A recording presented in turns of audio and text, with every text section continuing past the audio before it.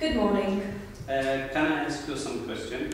Yes, of course. How long have you lived in the UK? I've lived in the UK all my life, which is 33 years. Yes. Yes. So you were born in the UK? Yes, I was born in the UK.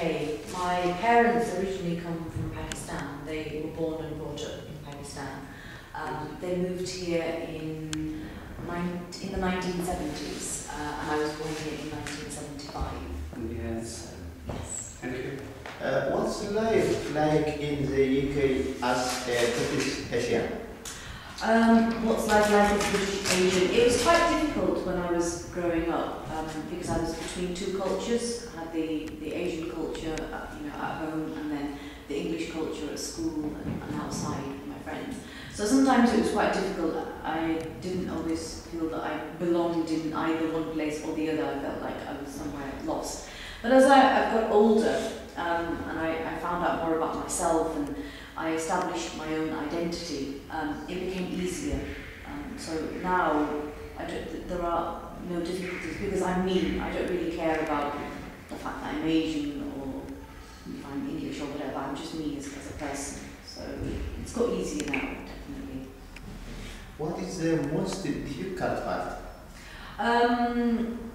Yeah, and sometimes there are difficulties, especially when I think people's perception of me changes according to how I'm dressed. So if I go into a shop and I'm wearing English clothes, I feel that they look at me in a different way. And when I go in maybe to the same shop or to a similar kind of shop, and I'm wearing Asian clothes, Pakistani dress, then they initially, before I start speaking, their view of me might be slightly different. So that's not really difficult because when they get to know me, they realise what I'm like as a person. But sometimes that initial first impression can be a barrier sometimes. Right. Are there any advantage in living between two cultures, and what are they? Yes, there are lots of advantages between living between two cultures. I mean, I love aspects of the Asian culture and I love aspects of the English culture as well. So both of those are really, really good. Because I take what I like from the Asian culture and I take what I like from the English culture and I just mix it all up. Yeah. And I'm just me. So it's really good. I really enjoy that. I think I would feel really lost if I wasn't part of both of these cultures. What do you feel between that? I don't know. If somebody said to me, "Give up your, your Asian culture," I wouldn't like to give it up. But if somebody said to me, "Give up the English kind of culture," I wouldn't like to give that up as well. So I like both of them. Right.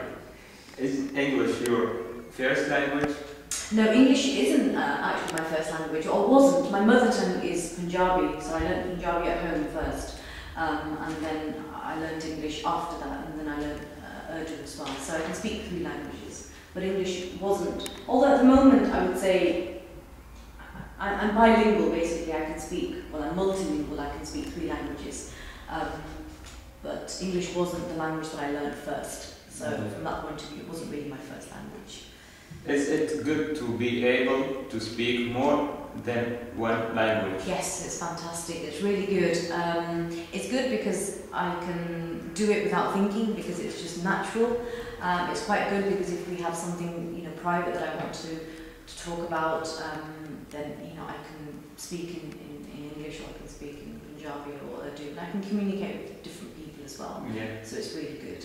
I enjoy that. But I don't like it when other people speak a language I don't understand. I find that frustrating, but sometimes I do that myself. But no, it's really good. I enjoy it. Thanks. Thank you very much. Thank you. Thank you for your time.